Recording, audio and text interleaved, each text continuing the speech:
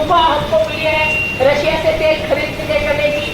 आज हमारे किसान को सबसे बड़ी तकलीफ अगर किस चीज से है तो आज आपको पता नहीं है, लेकिन नासिक में लोगों ने टमाटर हो, कांदा हो, बीच में लोगों ने सड़क पे लाके फेंक दिया क्योंकि लोग एक्सपोर्ट नहीं कर पा रहे, बाहर नहीं भेज रहे। हमारे यहाँ से चाहे वो अंगूर हो, चाहे वो अलग अलग फल फ्रूट हो, वो भी बाहर जाते हैं।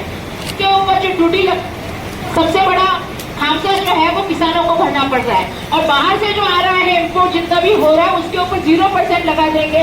अगर यूएस बांग्लादेश के ऊपर 0 लगा देगी तो उनका प्याज जा रहा है, लेकिन हमारा प्याज बाहर नहीं जा रहा है। तो इस तरह से जो किसानों के ऊपर अन्याय हो रहा है बड़े पैमाने के ऊपर। हम तो शहरों में बैठे हैं, लेकिन हमारे कोई दादा दादी, हमारे घर के कई पूर्वज जो है आज भी किसानी करके रहते हैं। क्या कहना चाहेंगे आप? आज 6 अप्रैल 2026 से हमने एक न्यायिक सत्याग्रह का आयोजन किया है कांग्रेस में।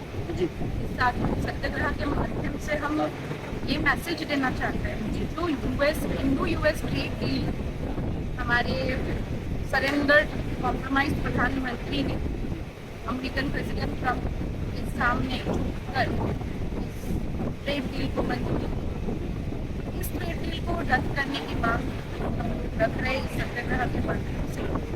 ये जो ट्रेड डील है इससे हमारे किसान जो ऑलरेडी कर्ज में डूबे हुए हैं, हम देख सकते हैं मजबूरी करके वो लोग एमएसपी का गारंटी ऑलरेडी ऑलरेडी गवर्नमेंट की तरफ से हो चुका है।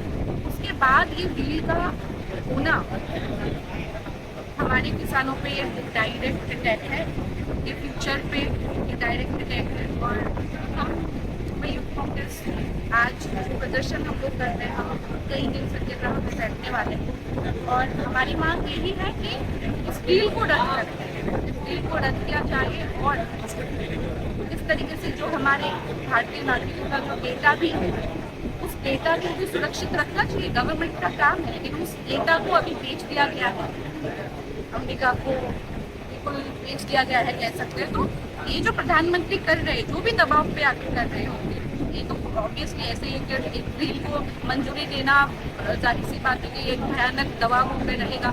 शायद वो एप्सिलिन फाइल्स वाला दबाव हो, चाहे वो अडानी जी को उनके परम मित्र को बचाने का दबाव हो, जो भी।